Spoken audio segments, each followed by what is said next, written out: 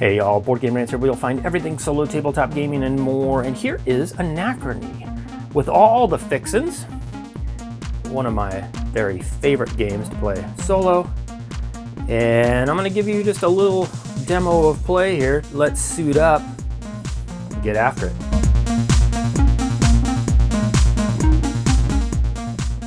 So, Anachrony you see before you. If you've not played Anachrony, then very briefly, the game is a worker placement game at its core. I mean, hard to tell by looking at it, but that's it. And the premise is, yeah, there was a cataclysmic event and it destroyed most of the population. Those that survived over the course of hundreds of years developed their own paths, which are like factions. There's 4 different factions that come with the base game. I'm actually playing with the 5th one that came with an expansion here. So now there's 5 factions you can play, and you can play them all to where they're very unique. And then over here, actually, this is the AI faction. This is when you're playing solo. This runs the AI, and then this is my personal area. But back to the game. So what you're trying to do basically is plan for another big event, an asteroid impact that's going to come. We're going to start over here. So you play in rounds, but they're called eras. And there's this tile represents the very beginning, and then this tile represents the first era, then second era, and third era, and then the asteroid hits impact, and then you have 2 more eras to get off, basically get off the planet, escape. And depending on what you're playing, you're going to have right here, this is sort of your requirements, what you have to achieve in order to get the victory points to escape the planet. So one of the cool things though is that how do we know there's an asteroid coming? Well, because our future self has told us. Back when the cataclysm happened, a new element was found, I think called neutronium, and it allows for time travel. And so we are told by our future selves, hey, watch out, this is coming. And so there's a cool borrowing mechanic. You can actually borrow from your future self, and then as you go through time, you have to pay your past self back, right? And so it's sort of like a lending mechanic, a borrowing mechanic, and the interest you pay as you wait longer and longer to pay yourself back in the past. There are basically rend the time-space continuum, and bad things happen. You collect paradoxes, which then eventually lead to anomalies, which are bad to have because they score you negative points. So you want to pay yourself back. So that's a whole thematic thing to this game, is this ability to time travel. And actually too, it's a big part of the expansion right there, which allows you to now blink, which is another sort of, allows you to take an extra action with the same guy. It's basically the mechanic. So I'm not going to show you how to play this game. I'm just going to go through probably just a round, because they're pretty long, and give you an idea how the flow goes, give you an idea how this spectacular AI variant works, and yeah, just give you an idea of maybe this is a game for you or not. This is definitely on the heavy side, so again, not going to be explaining rules here. I'm going to try to play correctly, but there's a lot to keep track of. And let's suit up and get after it. So when you're playing with the Fractures of Time expansion, and it's worth mentioning too, I'm playing with the big expansion, and then I think this is a little quantum loops. These cards up here is a little module you can add or not. This is Pioneers of New Earth, this board over here. That's in its own module. I've got this tiny little module, which is, I think, called Century Post. Anyway, that's this card right here, which is, you can add on. And then, I've got these anomalies actually are different than the base game. These are variable anomalies. You've got this different timeline thing. These actually on the other side are quite a bit more neutral. I'm playing with the more advanced side. So this is, you can suit this to taste, but you don't go after all this stuff until you've got the base game, which is just using this board here. That alone on BGG is at a weight of 4.0, just the base game. So I'm adding all sorts of stuff here. So again, I'm not going to go over the rules, but what I'm going to do is, with Fractures of Time, there's this little warp phase where I can try and bring in some extra goodies to give me a jump start to my game. And then there's sort of a quick little setup, getting elements out there, finding out who we can recruit, finding out what buildings we're going to have available to build and all that stuff. So I'm going to do all that setup stuff because that's right here. It's all outlined right here in game phases. So there's this, it's not on this card, but there's sort of this little warp phase that you do with the expansion. And then there's preparation, paradoxes, power-ups, warps, and then number 5, here's where you spend the bulk of your time. And then there's cleanup. You know, 90% of what you do is and the time you spend in this game is here on number 5. So I'm going to kind of do everything till I get to there and then just briefly go over what I did so you at least you know. So very quickly, to set up the game in the Fractures of Time expansion, you do this little warp thing where you can bring in stuff from the future. And I did. I brought in some foreign labor with that little tile there, and the AI rolled, and it has a little warp tile on there as well. But the foreign labor I brought in, I had to spend 2 water and go down on my morale to get basically three workers. Warped them right in, and here they are. So I've got 3 more workers here than I had before to get rolling, but it cost me a little on my morale track right here. Well, it's actually down 2 spaces because as I continued in the setup process, that's where then you go over to here and you look at this game phases. So preparation. So refilled the mine and recruit pools. The mine is just where you get resources, and that fills up randomly each time. Recruit pools, that's just the type of workers. You notice there's a number of different colored workers here, and they're all different types, and they can all do their different things and have different bonuses depending on where you put them. And then reveal new super projects, shifting building stacks. So this is all just set up. You know, these are the super projects above each era tile. There's a big project you can do. It gives you lots of points and pretty powerful, but they're very expensive. And then over here is the buildings. So there's types of buildings here. 4 types. Actually, this is anomalies. You don't want these. These happen if you don't pay yourself back in time. You get these bad things that happen to you. But these stacks, you know, drop from here down to there, and you've got basically 2 stacks of tiles that you can buy. And so that's all part of the preparation. Then there's paradoxes. So what happened is we had to roll. Whoever has the most warp tiles in each era has to roll for paradoxes. And if they get them, then they have to place these little things on their board. And once you get 3, you get an anomaly, which is one of those red bad guys over there. Costs you points and does bad stuff. So we rolled for paradoxes, and both the AI and I got a paradox for our warping in from our future selves. And then there's a power-up phase. So in the power-up phase is well, so you have your main board, and any buildings that you build from there, and you'll put on your board, and you can just use your workers directly on those buildings once they're out here. But if you want to use anything out in the great wild yonder here, on these boards, you have to suit up. You have to take your workers, and you have to suit them up in these exosuits, and only then can you go out and use the worker spaces out there. So that's what you're doing with the power-ups, is trying to decide how many exosuits you want to power up. Well, you always have 3 to start with, and then if you pay a power core, you can get more. And so I only had 1 power core to start, so I have 4 exosuits to power up. Now the AI, again, they start with 3, but then what they do actually is you draw from here these tiles that determine how many the AI gets to play with in this particular era. And I got lucky. It only get to 1 extra one. Sometimes it gets all 3 extra ones and has 6 of them to work with. But we're actually 4 and 4, so that's a nice start for me. That'll change over the course of the game.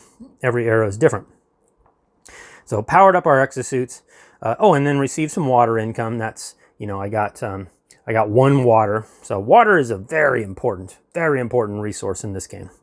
And then we warped. So each player can warp 0 to 2 warp tiles on the current timeline. So yeah, that's the borrowing mechanic. So I can warp in more flux. I can warp in another exosuit. I can warp in this gray resource, uranium, I think it's called, or titanium. And but I warped in some water, and using this kind of little variant here, where this happens, these warp tiles go on in certain ways. And so unfortunately the AI got victory points, and I ended up losing morale for warping in. I guess the warp didn't go too well, and so I had to go back down even further on my warp tile. And the AI doesn't just get 1, it actually gets 3 victory points every time it does that. It doesn't get any negative consequences, and it gets lots of points when it gets positive consequences. So that was a bit of a bummer. But that is how the game has started, and we are officially into action rounds where players take actions until everyone has passed. Simple little sentence, very long part of the game. Let's take a deep breath and let's dive in. So here is the AI. The AI is run by simply rolling a die. The AI always starts the game going first. That turn order can change, but so we roll this. There's no 1s or 6s on this die. There's 2 3s, 2 4s, and then there's 1 2 and 1 5. So we roll. One of the best AI systems ever. But so the AI rolls a 3. So what we do is we look and we find the little chit that responds to that, and we see, well, we have a big old dog here, something. Then we take this action. So he's going to build a water plant type building. So the way we do that is go over, suits up a exosuit here, and goes out and takes, see the little symbol there, takes a build action, and is going to build the water building that gives it the most points. This gives it 1, that gives it 2, it's going to build this. Doesn't really do anything with it other than place it right there on its board, and that's going to give it 2 points at the end of the game. So, and of course now I can't get that. But then we shift this following the colored arrows, that goes there, and the AI is taking its turn. Just that easy. Now you can also see what the AI may do, or have the odds of it doing something. 3s and 4s are going to be rolled the most. So it's likely going to build a gray building next, or it's going to go back and take a warp tile off of the board out there, so it receives fewer paradoxes, and it's going to get points for that. It could roll a 2 and build again. It could roll a 5 and recruit. So we have to keep an eye on that, because sometimes you want to get to a spot before the AI does. Also, too, the first spot is free in each of these different actions, but the next one costs you a water just to take that action. So it's already took a build action, and I think that it may take another build action too, which is really going to make it hard for me to do anything. Now, water is a very important resource, and so I think what I'm going to do is use this engineer, which is a particular type of worker, and I'm going to go here, and I'm going to have to spend the water to do that. And so I'll spend this water resource, which is way over here. That's just to take the action. But now it says, you can kind of see it over there, if I use an engineer, I can spend 1 less of the titanium resource. Now to build a water building on my first spot, and you always build left to right in each of the different types, only cost me 2 titanium. Well, now it only cost me 1 because I used an engineer to do the action. So I'll take this. We're going to spend that. I'm going to go over and pick a water building. Ooh, so let's see here. This one would help me refresh my workers, but this just gives me straight up 7 water. Now, this is also telling me whatever unlucky person uses this and gets the 7 water dies. So it's a great sacrifice. But 7 water each turn, that's pretty eminent. So I place that there, but we'll have to keep that in mind, because it's quite the sacrifice for some water. But water, god darn it, it's worth it. Okay, so that was my turn. Now I go back over here. I'm going to roll this die for the AI. Get to 2. So 2, yep, sure enough. Another build action. So I'm glad I did that. Otherwise, well, the AI now suits up. Then, oh, yeah, suits up. Sometimes it will blink, but it will not blink to take the same action. So it's going to suit up, and it goes way out here, and it takes this spot when all the 2 build spaces are filled up. So now it takes that, which allows it to take anything that's filled up in this section of 3 different actions. So it doesn't have to spend the water either.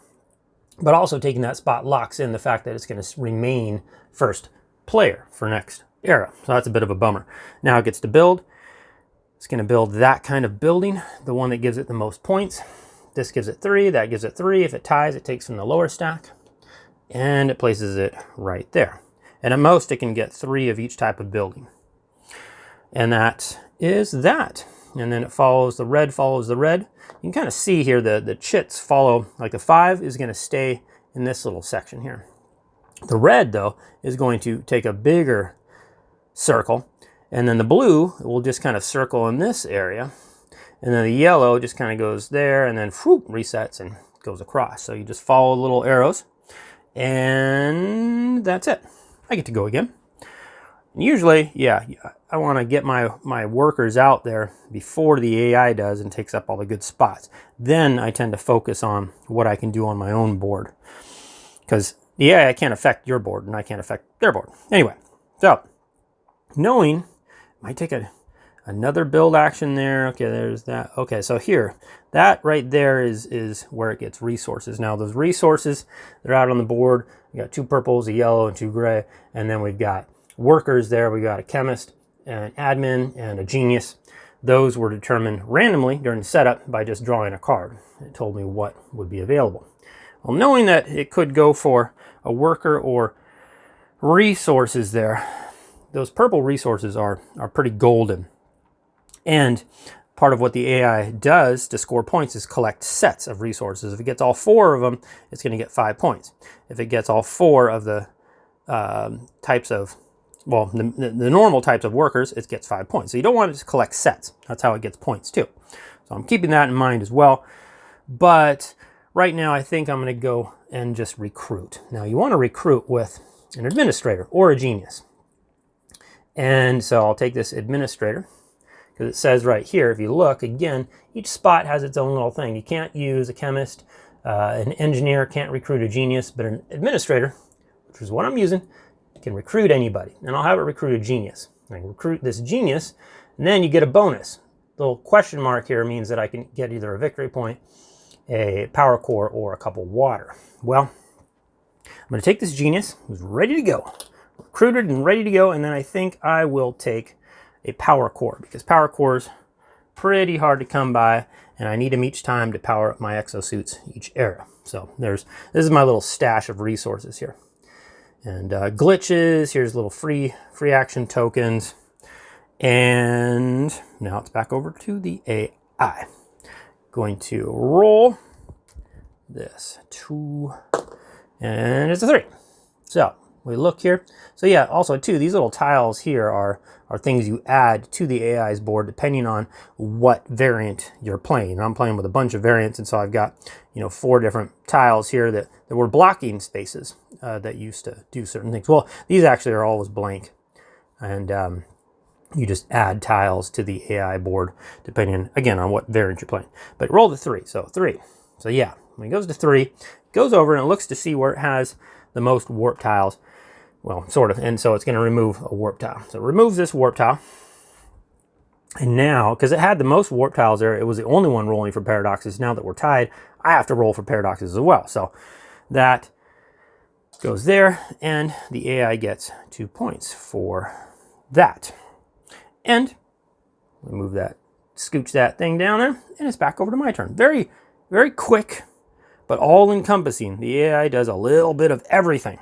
When I added this adventure board, it added this action space here where it can take that action. And also, too, I have it on a little bit harder. There's a B side and there's an A side.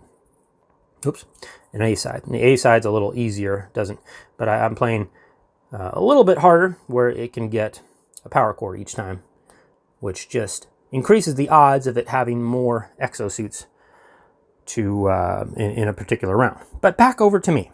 So what do I want to do now? Well, I need to go back in time and pay myself back for this special thing that I took. And to do it, I have to get a breakthrough that has this little DNA symbol on it in order to be able to remove it. So tons of iconography with this game, and then until you get it down, it's just a big hodgepodge of messiness.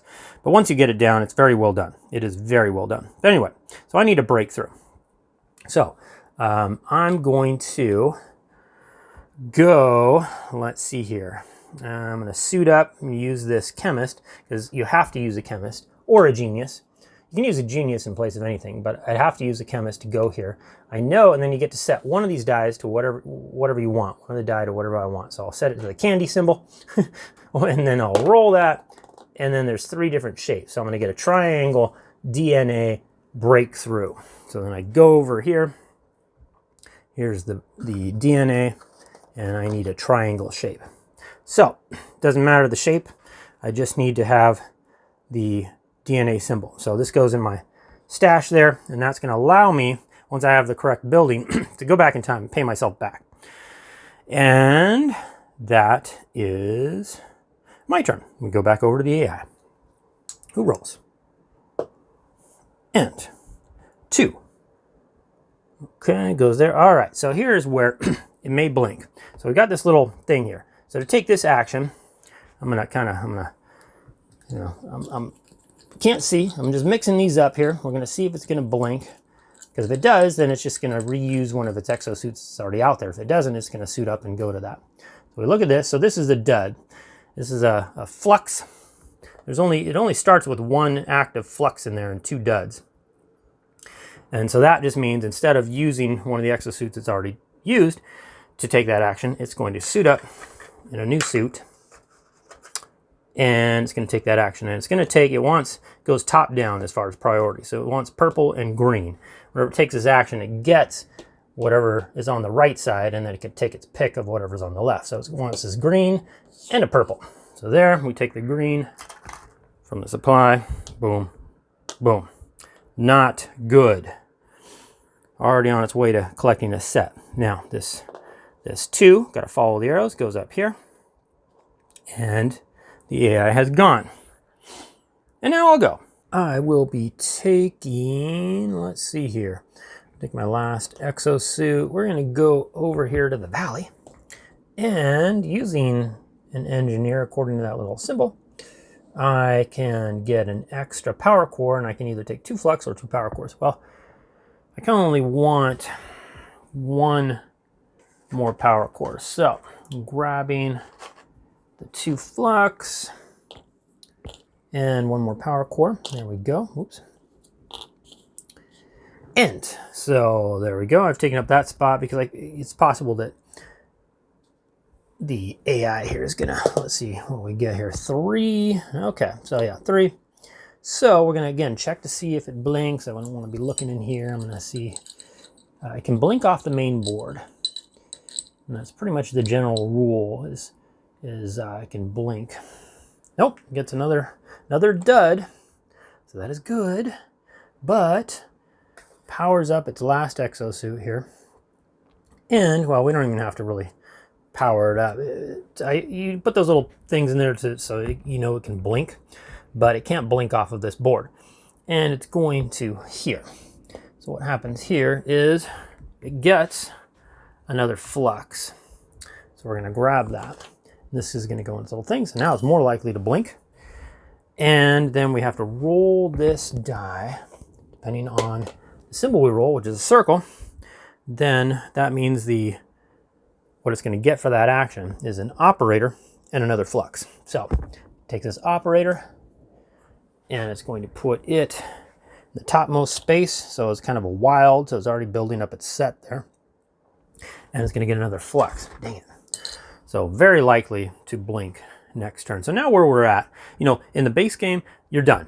In your base game, you're almost done. I mean, if you have any buildings that I could use, I could still take my turn and use actions on my board and place somebody there. Again, remember, if I put someone in here and I get the 7 water, that person's going to die at the end of the round. But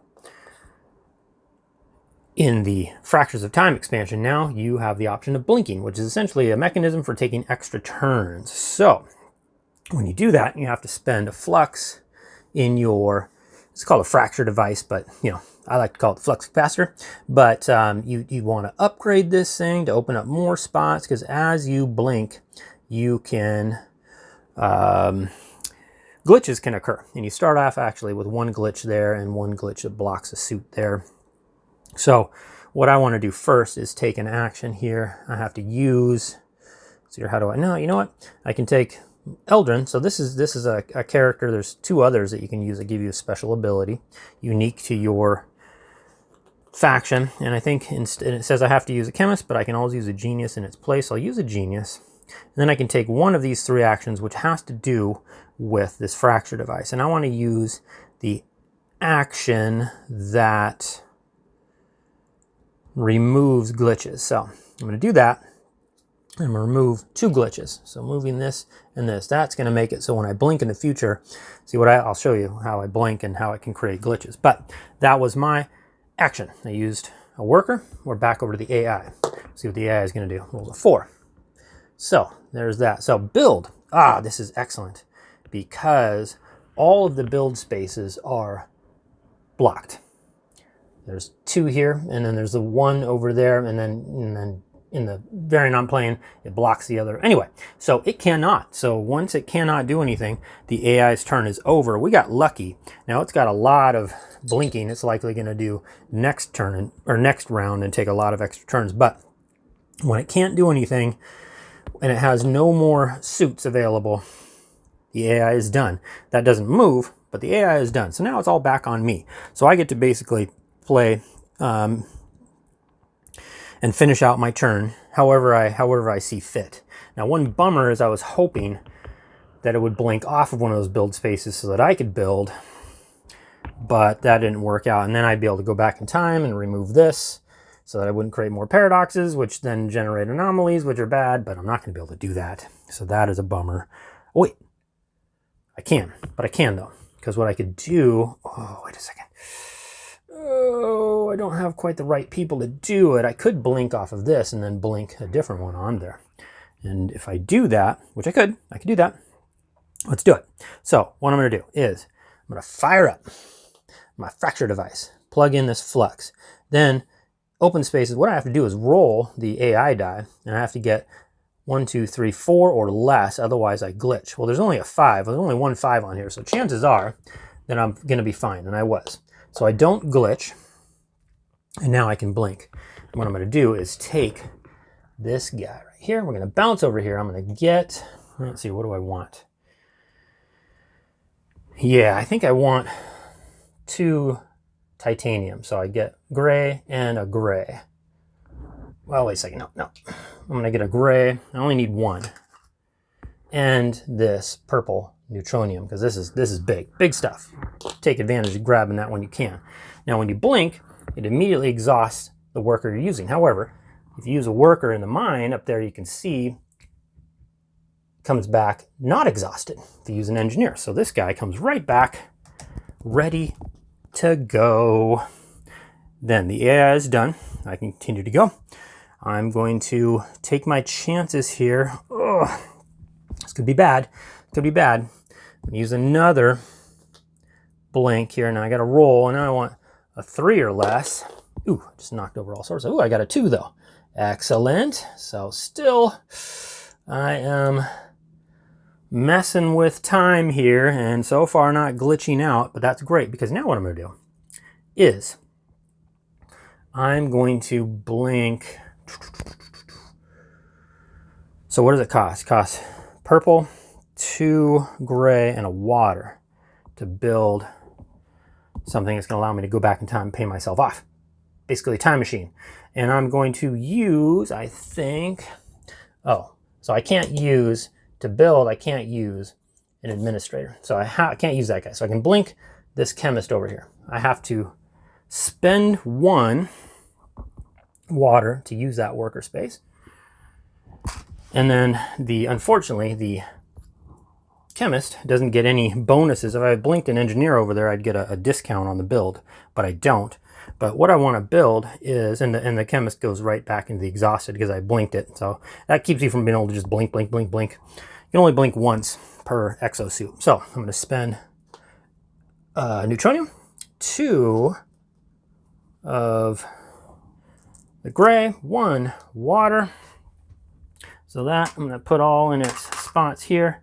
And then I'm going to build, I can build this or this. That one gives me 3 points, it gives me 1 point, but I get a victory point for every, well, I think I'm just going to take this time machine, if you will. Put that right there. So now what I can do is go back in time, I think I'll use a engineer. I can go back in time up to 2 eras from where I'm at. The current era is here, so I'm just going to go back here. And now I can pay that back. To pay that back, I have to spend my breakthrough advancement. So I shall discard that, and I can put foreign labor back up to the right of the others, because that matters, because the AI can actually remove those cards. And I have, whoa, where'd it go? There it is. I have gone back in time, successfully paid myself back. I move this marker up, and we'll get 2 points for that in at the end of the game.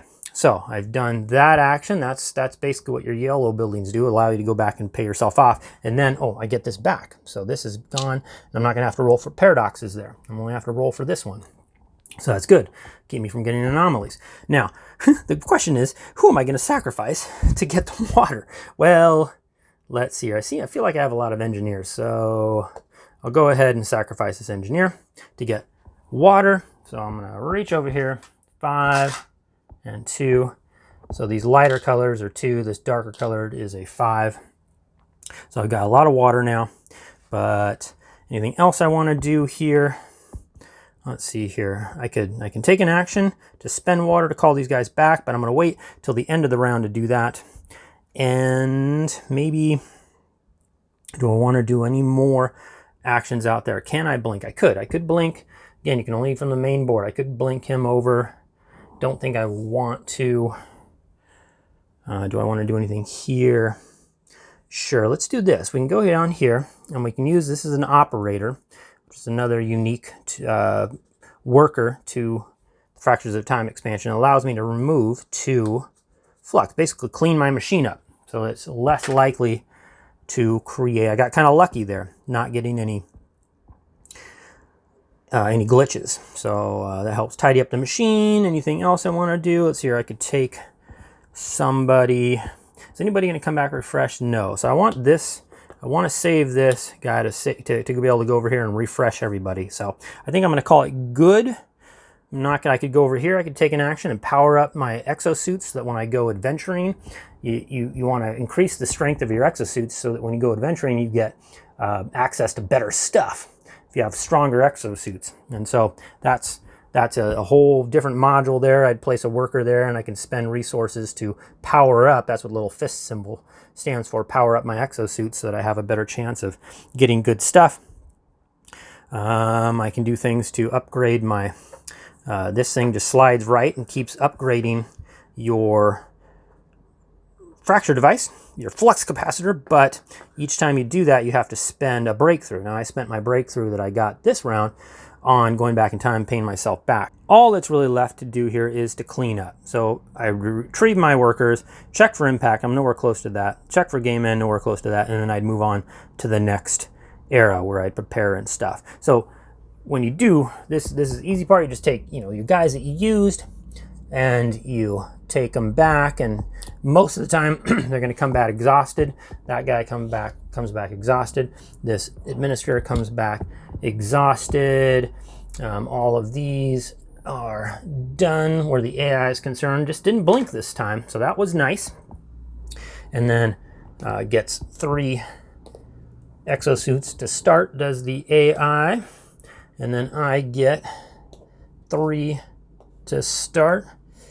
And then we are, let's see here, usually I forget to, okay, this person is back exhausted, this person comes back exhausted, so yeah. So I get to basically refresh all these workers back over to my available side here, spending 4 water next round, and then this will move up. I'll stop losing points for low morale. Oh, this guy, this guy comes back exhausted. This guy, well, he just doesn't come back at all.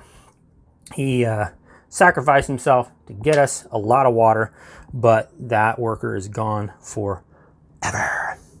But I can always recruit more, right? That, and then the state of this board, he's already collecting up its sets there to get points. It's already going to get 2 points for that. It's going to get, what, to 5 points for the buildings already.